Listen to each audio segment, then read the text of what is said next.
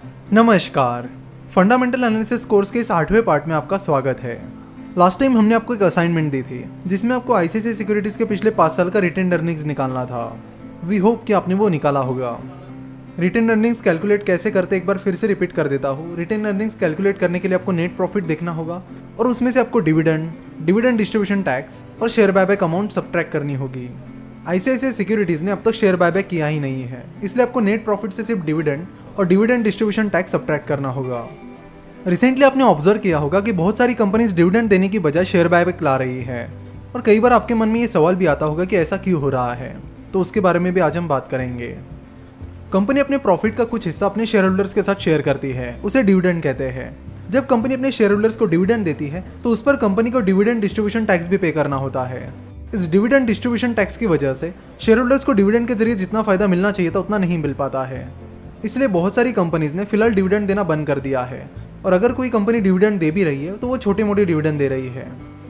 तो वो फिलहाल मेनली शेयर बायबैक्स पर कॉन्सेंट्रेट कर रहे हैं ताकि शेयर होल्डर्स को ज़्यादा फायदा मिले। तो चलो अपने मेन टॉपिक पर वापस आते हैं। हम बात कर रहे थे रिजर्व्स एंड सरप्लस की। तो रिजर्व एंड सरप्लस में मैंने बात की थी कि रिजर्व्स एंड सरप्लस में रिटेन अर्निंग्स एक बहुत ही इंपॉर्टेंट चीज़ है जिसे आपको बहुत ध्यान से परखना होगा और उसका एनालिसिस करना होगा। कंपनी के पास जो भी रिटेन अर्निंग्स है उसे कंपनी को अपना ऑपरेशन एक्सपांड करने में मदद होती है। सो रिटेन अर्निंग्स एक बहुत ही इंपॉर्टेंट फिगर है। तो आपको ये भी देखना होगा कि कंपनी का मैनेजमेंट अपने रिटेन अर्निंग्स को कितनी इफिशिएंटली यूज कर रहा है, यानी अपनी रिटेन अर्निंग्स को यूज करके कंपनी कितना प्रॉफिट कमा रही है, अपनी रिटेन अर्निंग्स की वजह से कंपनी को कितना फायदा हो रहा है। ये सारी चीजें आपको देखनी होगी। हम रिटेन अर्निंग्स पर इतनी देर से इसलिए बात कर रहे हैं क्योंकि एक बहुत ही इंपॉर्टेंट फिगर है ना। वो आपको मैनेजमेंट की इफिशिएंसी चेक करनी होगी कि मैनेजमेंट अपनी शेयर होल्डर्स इक्विटी को कितनी इफिशिएंटली यूज कर रहा है, और ये चेक करने के लिए आपको एक रेशियो यूज करना पड़ेगा जिसका नाम है रिटर्न ऑन इक्विटी। देखो, यहाँ पर हम फाइनेंशियल स्टेटमेंट्स का एनालिसिस करते वक्त साथ ही फाइनेंशियल रेशियोज भी कवर करेंगे ताकि आपको फाइनेंशियल स्टेटमेंट्स का एनालिसिस डिटेल में समझे। फाइनेंशियल स्टेटमेंट के साथ फाइनेंशियल रेशियोज कवर करने का मेन फायदा ये है कि इससे आपको पता चलता है कि फाइनेंशियल रेशियोज क्यों इंपॉर्टेंट है और उन्हें कहाँ पर और क्यों यूज किया जाता है। कई बार लोग फाइनेंशियल रेशियोज रट लेते हैं कि कंपनी का पीई इतना है, ईपीएस इतना है, आरओई इतना है, लेकिन उससे काम नहीं चलता है।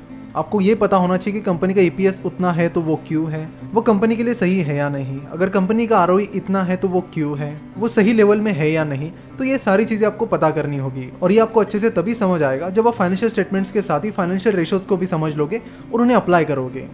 तो यहाँ से आगे जब भी आप फाइनेंशियल स्टेटमेंट्स के एनालिसिस करोगे आपको वही के वही टर्म्स का यूज़ करते वक्त इन फाइनेंशियल रेशियोज को अप्लाई करके देखना है। तो रिटर्न ऑन इक्विटी को कैलकुलेट करने का फॉर्मूला है net profit divided by share holders equity multiplied by 100। Net profit आपको कंपनी के प्रॉफिट एंड लॉस स्टेटमेंट में मिलेगा।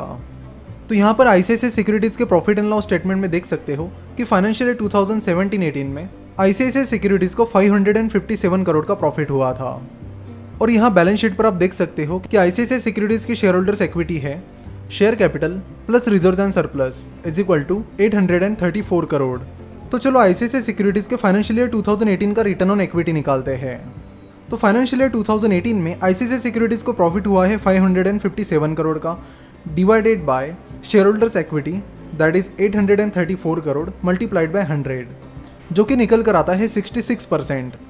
इसका मतलब है कि आईसीआईसीआई सिक्योरिटीज ने 100 रुपीज़ के शेयर होल्डर्स इक्विटी यूज करके 66 रुपीज़ का प्रॉफिट कमाया है, जो कि एक बहुत ही अच्छी फिगर है। यहाँ पर भी आपको सिर्फ 1 साल का आरओई चेक करके काम नहीं चलेगा, आपको कम से कम पिछले 5 साल का आरओई देखना होगा। उसमें आपको देखना होगा कि कंपनी के मैनेजमेंट ने कितने कंसिस्टेंटली शेयर होल्डर्स इक्विटी का अच्छा इस्तेमाल किया है। रिटर्न ऑन इक्विटी फॉर्मूला को आपको काफ़ी अच्छे से एनालाइज करना होता है। कई बार होता यह है कि कंपनी ज़्यादा डेट लेकर कंपनी का एक्सपेंशन करती है, जिसमें कई बार कंपनी का प्रॉफिट भी बढ़ जाता है। सो अगर कोई कंपनी ज़्यादा डेट लेकर कंपनी का एक्सपेंशन कर रही है और अपनी प्रॉफिटेबिलिटी बढ़ा रही है तो ऐसी कंपनी का रिटर्न ऑन इक्विटी कैलकुलेट करते वक्त आपको लगेगा कि कंपनी के मैनेजमेंट ने अपनी शेयर होल्डर्स इक्विटी बहुत अच्छे से इस्तेमाल की है। जबकि बात कुछ अलग ही है, उस कंपनी ने शेयर होल्डर्स इक्विटी यूज़ करने के बजाय डेट यूज़ करके प्रॉफिट बढ़ाया है। तो ये आपको कैसे पता चलेगा? तो इसके लिए आपको कंपनी के रिटर्न ऑन इक्विटी के साथ साथ ही कंपनी के लॉन्ग टर्म डेट पर भी नज़र रखनी होगी कि पिछले 4-5 साल में कंपनी का रिटर्न ऑन इक्विटी कैसे रहा है और पिछले 4-5 सालों में कंपनी का लॉन्ग टर्म डेट कैसे बढ़ रहा है। तो आपको समझ में आ गया होगा कि कितना सोच समझ कर एनालिसिस करना होता है। कई बार आरओई के पीछे डेट छुप जाता है, तो इस छुपे हुए डेट को भी आपको बाहर निकालना है और उसका अलग से एनालिसिस करना है। वो कैसे करते हैं, चलो देखते हैं। शेयर होल्डर्स इक्विटी के बाद आती है लायबिलिटी। दो तरह की लाइबिलिटीज होती है, नॉन करंट लाइबिलिटीज और current liabilities. Non current liabilities मतलब वो लाइबिलिटीज जो 1 साल से ज़्यादा टाइम पीरियड के लिए है। फॉर एग्जाम्पल, अगर कंपनी ने 1 साल से ज़्यादा टाइम पीरियड के लिए लोन लिया है तो वो कंपनी की लॉन्ग टर्म लाइबिलिटी रहेगी, यानी नॉन करंट लाइबिलिटी रहेगी। वही करंट लाइबिलिटी मतलब शॉर्ट टर्म लाइबिलिटीज, यानी 1 साल से कम टाइम पीरियड की लाइबिलिटी। यहाँ पर आप देख सकते हो कि आईसीआईसीआई सिक्योरिटीज की नॉन करंट लाइबिलिटीज में 2 चीज़ें आती है, अदर लॉन्ग टर्म लाइबिलिटीज और लॉन्ग टर्म प्रोविजंस। तो लॉन्ग टर्म डेट नाम की चीज़ यहाँ पर प्रेजेंट ही नहीं है। इसका मतलब है कि कंपनी के ऊपर कोई भी लॉन्ग टर्म डेट नहीं है, जो कि एक बहुत अच्छी बात है।